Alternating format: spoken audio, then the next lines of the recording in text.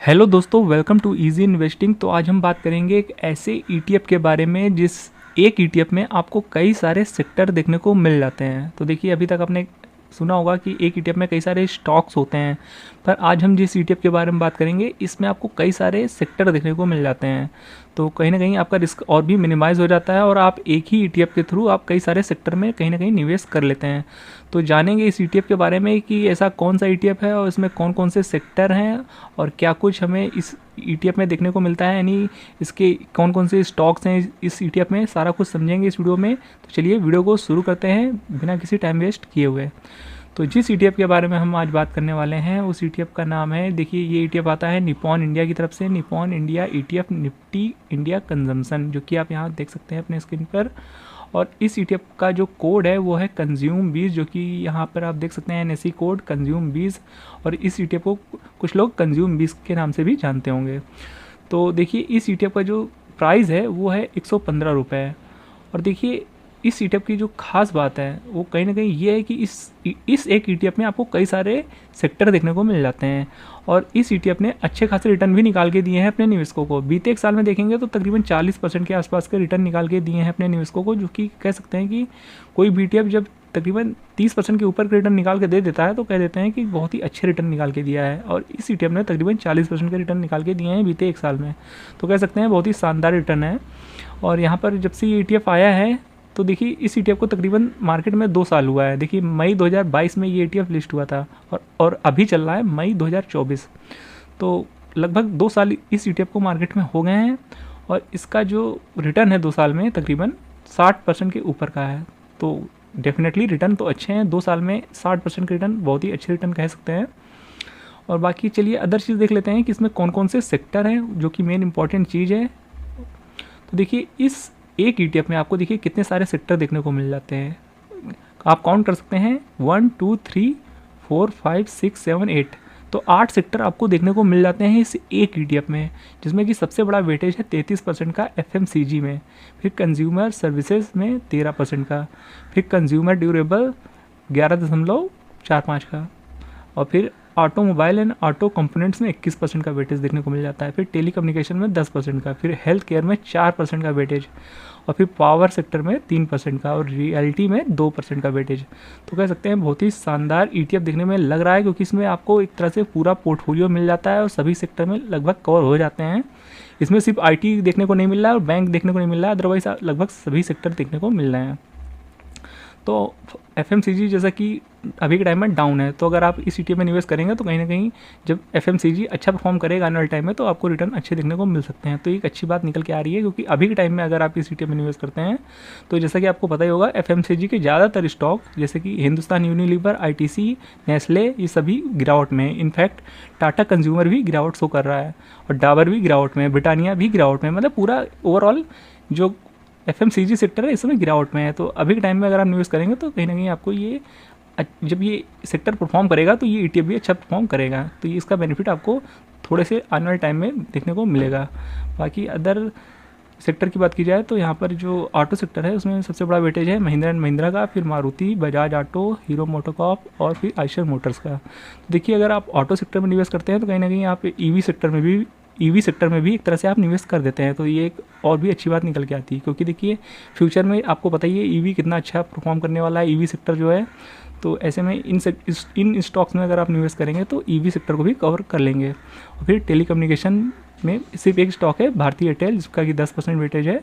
तो एक तरह से अगर आप इस स्टॉक में निवेश करते हैं तो कहीं ना कहीं आप एक तरह से 5G में भी निवेश कर दे रहे हैं एक तरह से।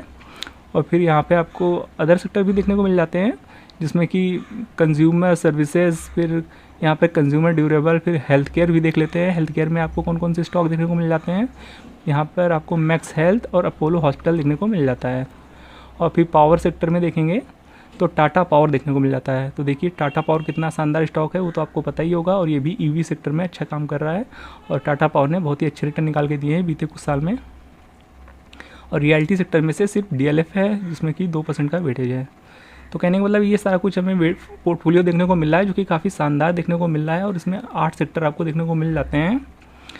और देख सकते हैं यहाँ पे जोमेटो, डीमार्ट और ट्रेंट, इंडियन होटल्स, नौकरी और फिर कंज्यूमर ड्यूरेबल में टाइटन, एशियन पेंट्स और हैवेल्स देखने को मिल जाते हैं। तो ये सारा कुछ पोर्टफोलियो है। बाकी इसमें कैसे पैसा लग रहा है और कितने स्टॉक है, तो नंबर ऑफ स्टॉक्स जो हैं वो 30 स्टॉक्स हैं, और जो लार्ज कैप में इन्वेस्टमेंट है वो है 70% का, और जो मिड कैप में है वो 15% का वेटेज है। तो कह सकते हैं एक मल्टी कैप ETF है एक तरह से, जिसमें कि आपको लार्ज कैप और मिड कैप दोनों में ही पैसा लगता हुआ देखने को मिल जाता है। तो कहीं ना कहीं अगर आप मिड कैप में भी निवेश करते हैं तो एक अच्छा ऑप्शन है, क्योंकि जब मार्केट में तेज़ी आती है तो मिड कैप और भी तेज़ी से भागता है, जिससे आपका रिटर्न कहीं ना कहीं और भी बढ़ सकता है। तो बाकी देखिए इस ETF का कुछ वॉल्यूम देख लेते हैं। तो देखिए इस ETF में 65,000 का वॉल्यूम देखने को मिल रहा है आज के ट्रेडिंग सेशन में। और बाकी एसेट अंडर मैनेजमेंट की बात की जाए तो 44 करोड़ का भी इसका एसेट अंडर मैनेजमेंट है। और बाकी सिंबल तो हमने आपको बता ही दिया, कंज्यूम बीज है और फाउंडेड हुआ था 2014 में। बाकी आप यहाँ टॉप होल्डिंग्स देख सकते हैं, जिसमें कि सबसे बड़ी होल्डिंग है ITC की, जिसमें कि आप देख सकते हैं 9.82% का वेटेज है। फिर भारतीय एयरटेल में 9.77% का वेटेज, फिर HUL यानी हिंदुस्तान यूनिलीवर में 7.39% का वेटेज, और फिर महिंद्रा एंड महिंद्रा में 6.72 का वेटेज है। तो ऐसे ही आप स्क्रीन पॉज करके सारे स्टॉक देख सकते हैं। देखिए एक एक स्टॉक का नाम लेंगे तो वीडियो काफ़ी लंबा हो जाएगा। बाकी स्टॉक्स आप अपने स्क्रीन में देख सकते हैं।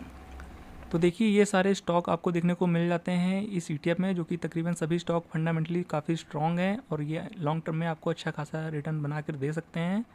तो 30 स्टॉक हैं इस ETF में, जो कि आपने देख लिया है।